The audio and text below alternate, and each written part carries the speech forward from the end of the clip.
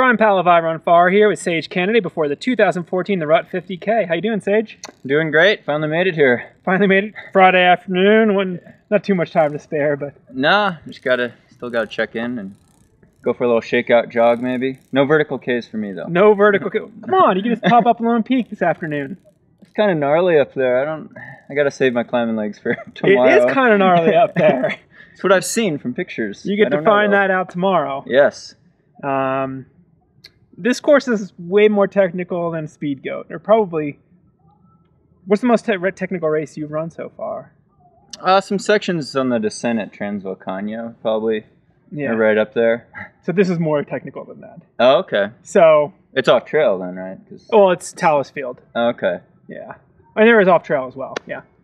Yeah, it'll be interesting. It will be. We'll see. It's a really interesting course in that the first third is not flat, but it's good trail and mountain bike grade. So pretty runnable. And the last andesite mountain is a lot of runnable terrain. In the middle of it, you have highly technical, steep, high altitude running. How are you going to approach that kind of race where it's just three very different portions? Try to run fast where I can, I guess. Yeah. If I've learned anything from my very limited experience in mutt running over the last 2 years, it's not the distance so much as the course profile that I think really makes a difference. So it really is a matter of what percent grade the climbs are, how steep they are, how they come at you, what mile point you are in a race when you have a big climb or a big descent, and how runnable the trail is, whether it's smooth or muddy or sandy or really techy and rocky or loose rock, or those things all just really make the difference. So like it could be a 50-mile race or 50k. I don't think that matters as much. It's the duration of running on those ups and downs that will really get you. So I don't know what percent grade the slopes are. I know my sweet spot's between about 10 and 15%, but it's still pretty steep. Yeah. But some of that climb here is going to be certainly walking. Yeah, power hiking. Technicality for sure. of the trail. If I'm power hiking, I'm getting caught. Or if I'm ahead, either I'm getting caught or I'm getting dropped. The last 2 years at Transvolcano, you've employed a race to the top type strategy. You've run well and better the second year than the first. Is that going to be your, sort of your approach again, just to run as fast as you can off the line for the first 10 miles? Or? Well, it'll be in the dark, so I'm probably going to be worried about getting lost, especially in the dark. 6 a.m. start. So I don't know. I guess there'll be other guys up there. I think like Jason Delaney's a real fast. He's got some good turnover. I ran with him in the Boston Marathon when he ran 2:19. He's won the Pikes Peak Ascent, so I could see him being up there, pushing the pace early on. So I think we'll have some company with the depth of field here. But yeah, I mean, the thing at Transvolcano that really gets me is the surface. Actually, the climb would be really great, except it's really loose, sandy surface, and I'm not as good in like sand and snow. So like there's the thing, like you look at the elevation profile, you're like, this is sweet. It's a big climb. It's at a good grade. It's runnable. It's not runnable when you hit sand and it's 18% grade. So that's the issue at Transvolcano, besides the gnarly descent too. Gotcha. We had a great race at Speed Goat, one that set an adjusted course record there. And then you went and ran Pikes Peak Ascent. How'd that go?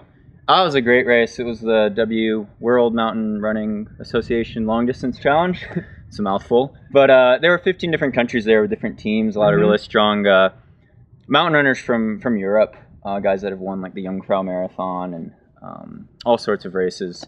But we definitely had the home course advantage, I'd say, being on Pikes. And we had a really good U.S. team. Zach Miller was on the team, Joe Gray, Eric Blake, Andy Wacker, and myself. And then the women's team was really strong. They went 1, 2, 3.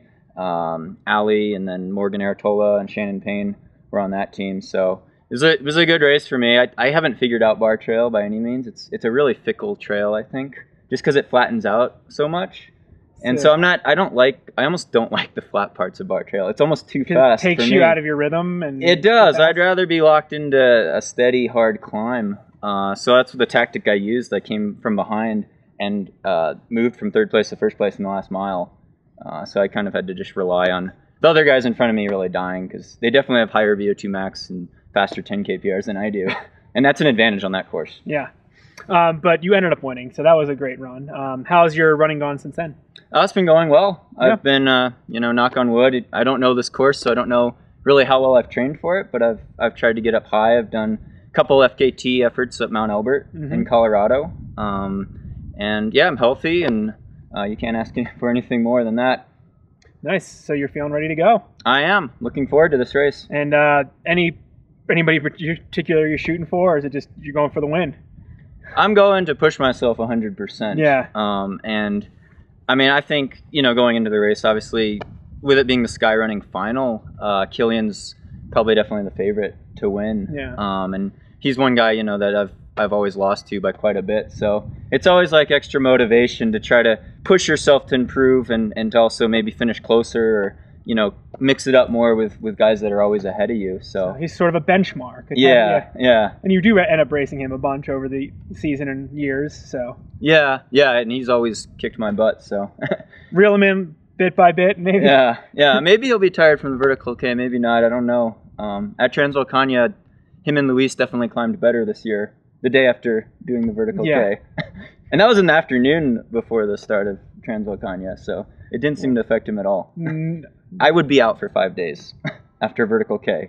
My legs can't climb hard. And it's real intense. It sounds intense. I mean, I just know from like running hard up Green Mountain in Boulder, which is only 2,800 feet. It's not even a vertical K.